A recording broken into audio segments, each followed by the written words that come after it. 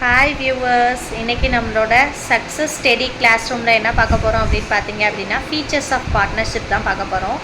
இது ஒரு 5 mark question இல்லை 10 மார்க்கில் கூட கேட்கலாம். இதில் வந்து பார்த்தீங்க அப்படின்னா 10 பாயிண்ட்ஸ் இருக்குது. அதில் ஃபஸ்ட்டு பாயிண்ட்டாக என்ன சொல்கிறாங்கன்னு பார்த்தீங்க அப்படின்னா மியூச்சுவல் ஏஜென்சிஸ் அப்படிங்கிறாங்க. மியூச்சுவல் ஏஜென்சி அப்படிங்கும் போது ஒரு பார்ட்னர்ஷிப் ஃபேர்ம் வந்து 2 or more person அப்படிங்கிற ஒரு கம்யூனிட்டி ஃபிக்ஸ் ஆகும்போதே என்ன ஆயிடுது அப்படின்னா the peoples are morely business ஆக்டிவிட்டீஸில் இன்வால்வ் ஆக போகிறாங்க. ஸோ அதனால் அவங்கள என்னன்னு சொல்கிறோம் அப்படின்னா மியூச்சுவல் ஏஜென்சி அப்படிங்கிறோம். எல்லாரோட அமௌண்ட்டையும் ஒன்றா எடுத்து கொண்டு போய் பிஸ்னஸை ரன் பண்ண போகிறோம். ஸோ அதுதான் வந்துட்டு மியூச்சுவல் ஏஜென்சி அப்படிங்கிறோம். அடுத்தது பார்த்திங்க அப்படின்னா ஷேரிங் ப்ராஃபிட் அண்ட் லாஸ். எப்படி வந்துட்டு ஷேரை வந்துட்டு நம்மளுக்கு கிடைக்கக்கூடிய ப்ராஃபிட்டை வச்சு ஷேரை எப்படி பிரிச்சுக்கிறாங்க அப்படிங்கிறத பொறுத்து இருக்குது. அது எப்படிலாம் பிரிச்சுக்குவாங்கன்னு பார்த்தீங்க அப்படின்னா ஒரு பார்ட்னர் வந்துட்டு ஒரு பிஸ்னஸ்குள்ளே என்ட்ராகிறாரு அப்படிங்கும் போதே அவர் வந்துட்டு கையில் என்ன கொண்டுட்டு வருவார் அப்படின்னா முதலீடு கொண்டுட்டு வருவார். அந்த முதலீடு அப்படிங்கிறது கேபிட்டல். அந்த கேபிட்டலை பொறுத்து அவங்களோட ப்ராஃபிட் அண்ட் ரேஷியோவை என்ன பண்ணிக்குவாங்க அப்படின்னா ஈக்குவலாக இல்லாட்டினா வந்துட்டு அவங்க கொண்டுட்டு வர 1 lakh கொண்டு வந்தவங்களுக்கு அதிகமாகவும் 50,000 கொண்டு வந்தவங்களுக்கு கம்மியாகவும் என்ன பண்ணுறோம் அப்படின்னா பிரித்து கொடுக்குறோம் ப்ராஃபிட்டை. அடுத்தது பார்த்திங்க அப்படின்னா கேபிட்டல் அக்கௌண்ட் எப்படி மெயின்டைன் பண்ணுறாங்க. ஒரு பார்ட்னர் இருக்கார் அப்படின்னா அவரோட கேபிட்டல் அக்கௌண்ட்ஸை எப்படி மெயின்டைன் பண்ணுவாங்க அப்படிங்கிறது.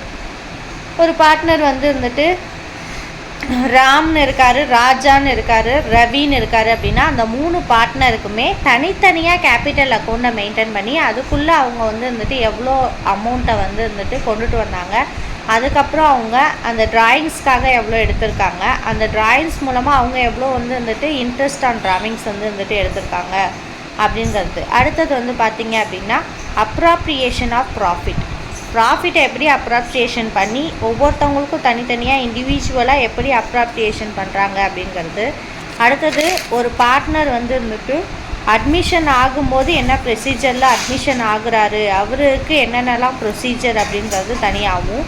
அடுத்தது ஒரு பார்ட்னர் ரிட்டையர் ஆகுறாங்க அப்படிங்கும் போது அது அவங்களுக்கு உண்டான அந்த என்ன வந்துட்டு கொடுத்துருக்காங்க அப்படிங்கிறது தனியாகவும். அடுத்தது பார்த்திங்க அப்படின்னா ஒரு பார்ட்னர் டெத் ஆகிட்டாரு, அவருக்கு கெய்னிங் ரேஷியோ எப்படி பிரித்து கொடுப்போம்லேருந்து எல்லாமே வந்துட்டு தனித்தனியாக இண்டிவிஜுவலாக என்ன பண்ணியிருக்காங்க அப்படின்னா வரையறுக்கப்பட்டிருக்காங்க. அடுத்தது வந்துட்டு ரீவேல்யூவேஷன் ஆஃப் அக்கௌண்ட்ஸ். ரீவேல்யூவேஷன் பற்றி ஏற்கனவே நான் ஒரு 2 மார்க்கில் சொல்லியிருக்கேன்.